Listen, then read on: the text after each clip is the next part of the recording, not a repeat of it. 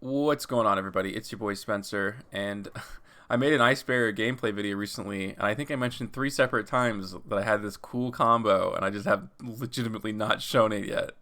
Like, I just forgot to.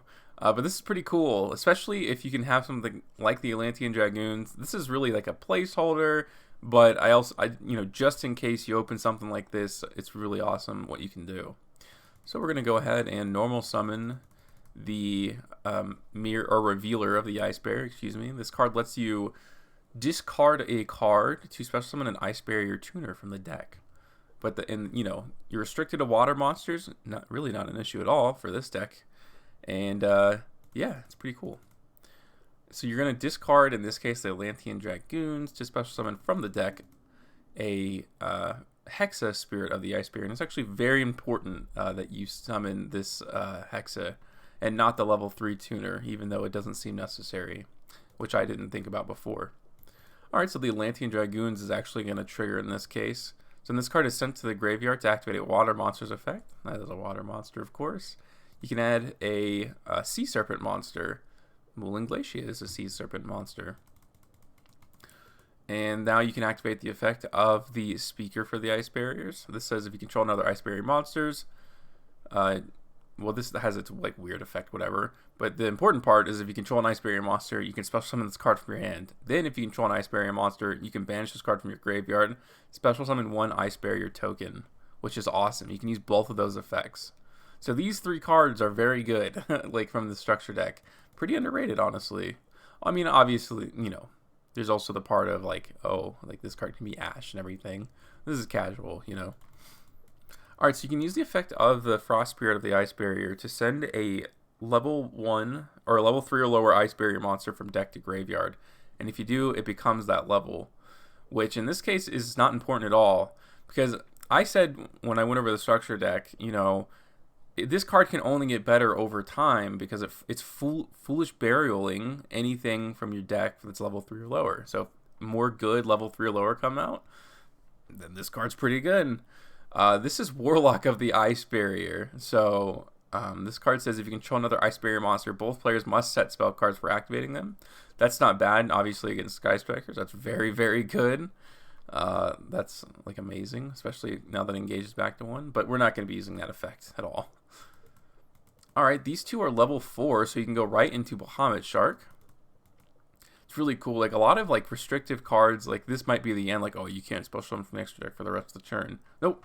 This just says you can special summon a rank 3 or lower water XYZ monster. And that is going to be totally awesome. So there you go. Like, this is the, I'm pretty sure this is the 5th summon, so Nibiru is now offline. This is, like, right on 5. Then you can use the effect because you still control the Hexa Spirit to banish the speaker to special summon a token. And yeah, so a lot of these really good Link monsters, like, it just doesn't matter. Like, it's a water token, so it doesn't require monsters. And I'm pretty sure, if I'm not mistaken, that Christian Halifibrax is the same way. But anyways, this is Marincess Coral Anemone. Is that how you say it? Anemone? I've always said this wrong. I always think of an enemy. You can target one water monster with 1500 or less attack in your graveyard, special summon it to a zone this card points to.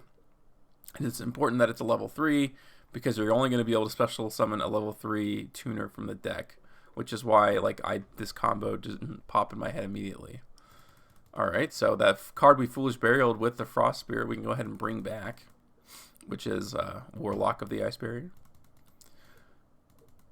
Alright, now we can finally go into Christian Halifibrax using the Coral and the Hexa Spirit. Like I said, that level didn't end up mattering.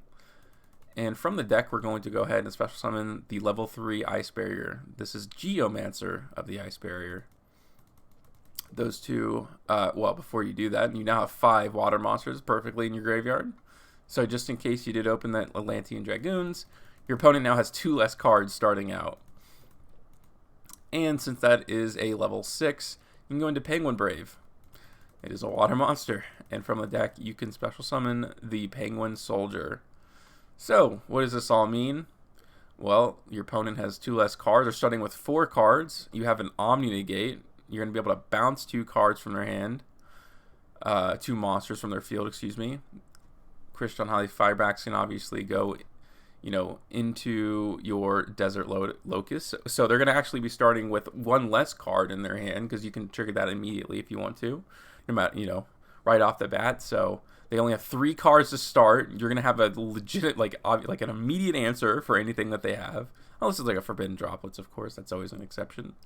But I think if you're playing casual, that's not going to happen.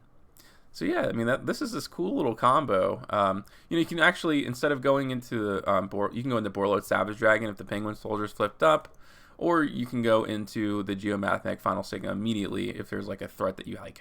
It's not looking good for you at that point with the Penguin Brave, and put it in the extra monster zone.